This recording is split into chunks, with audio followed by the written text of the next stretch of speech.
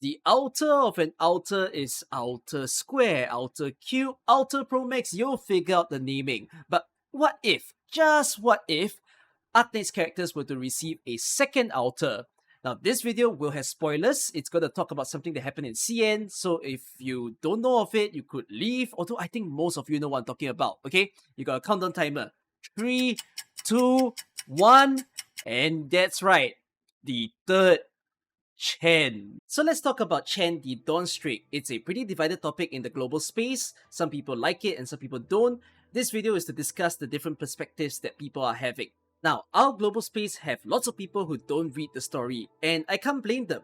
Every single news site story is like a brand new novel book to read, and people don't have the time to catch up with all of them. But if you have read at least 1 to 3 stories in the game, you will realize that Hyperglyph has a pretty habitual tactic that they would do. That is to tease operators way beforehand. Give you some examples. Swirler is a character that was released 2 years after his first feature. He was first seen in Invitation to Wine as a main character, and then for 2 sweet sibling stories after, he still remained as a main character, only to be pullable in Here People's Souls. Another character, Musis, was released 3.5 years after her first feature. Her first event was Operational Intelligence, the ones with Begalan, and then Mansfield Break, Dorothy's Vision, and finally she appeared on banner during Lone Trail. The same thing can be said for Alters. Alters don't just pop out of nowhere, they always have hints in earlier stories. For instance, Now the Radiant Knight was a name mentioned a lot in Kajimirian stories, only for the event Near Light to actually have her on the banner. Chapter 9 and Chapter 11 were built up towards Reed Alter, which eventually culminated in the event What the Firelight Cast. Funnily enough, even Chen Alter was teased way earlier. In the form of Chapter 1 to Chapter 8, you actually get a lot of mentions where Chen keeps saying, I want to take a holiday, I need a break from this. But I don't think anyone in the CN community expected that all those liners that she says actually means that she was gonna get a summer alter version. A very big characteristic of the Arknights community is that people often like to talk about NPC jail. There are lots of characters that haven't appeared in the game yet, and knowing Hyperglyph's style, they will eventually release them somehow. So that's the same to say for alters. People do try to predict what alters they'll do in the future. The point to make here is that the second alter version of Chen is not exactly unexpected. It's been building up for quite a lot of years in the Sui storyline.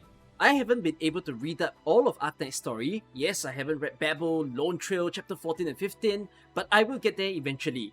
Thankfully, I did read the Sui storyline because you can read that in an isolated manner. And through the entire reading, I have seen Chen's transformation. I think for most of the story followers, most of them would say that this isn't like a cheap alter, and it's so much better than the first alter since we've been long prepped up to see how she can become a new powerful version of herself. At least for a lot of you, I'm informing you that this isn't a random situation. It is something that Hyperglyph has been long wanting to do. It's not a matter of if, it's a matter of when really. And so the when is now, and then let's look at it from a different standpoint, the gacha POV. I personally don't fully vibe with this whole second alter thing because it doesn't sit too well with me. There's a lot of other characters that could have gotten alters like Ifrit, Mostima, Shining, tons of other people that I would have loved an extension of their original form, but somehow Chen have to take it before them.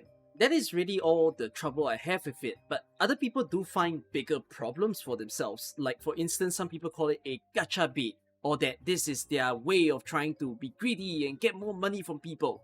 I find the whole greed thing a weird complaint because it is, after all, their attempts at trying to continue the franchise, right? It's their way of trying to appeal to players who maybe happen to really love Chen's development after all. I feel like a lot of the complainers tend to forget that they have the consumer's choice. You can decide whether you want to pull for a character, so if you don't like her, you just don't pull for her. You might be looking at other people trying to pull for Chen thinking like, hey, you're getting baited, why would you do that? Well, they like the character, so it's their own choice as well. Also, they didn't give the limited status to this Chen alter. That is given to the newest Sui sibling that is Wang. Which pretty much means that you do not have to rush to pull for Chen. I know some people want the newest thing immediately, but Chen is gonna appear into the standard pool, and in the future of selected tickets that you can buy, you can also be obtaining Chen from it. So basically, they at least made it such that it's not absolutely premium, right? They actually gave this second version the ability for people to just get any time. If you dislike Chen for the reasons that I've stated or the same reason as me, it's perfectly fine. There's gonna be us who dislike it and the crew of people who also like it. But the point I'm trying to make in this video is that there is no need for the community to get riled up and fight with each other over whether or not Chen is a justified character or not a justified character. As you've heard from this video, one thing that we can be collectively happy about is that Hyperglyph does take the effort to make sure that their characters have good reasoning, good background prior to them being released. And I appreciate that they're doing more work than what some of the other games are doing. But there is still one more big conversation we must have. That is this a precedent for more future Outer Alters? Let me quickly say this, I don't want another Outer. There is one character that I think that might happen to have one, which is Skadi. Because if you note her first Outer version, it's not really a realistic form of her. It's a what-if situation, right? So with her being so inherently strong in the game, I feel like they can build up a story where Skadi becomes an even stronger version of herself. But when it comes to a lot of the other Alters in the game, like Gaviao Alter, Null Alter, Swire Alter, they're more like realistic versions of themselves, where that is just how they grew up to become. I don't see a reason why they will have yet another form of themselves. So I don't think we will have the situation of that much Alters. In the first place, we can already see from the events before this, we still have lots of new characters, old NPCs that are being released as 6 and 5 stars. And Hyperglyph is going to continue on delivering all these brand new characters.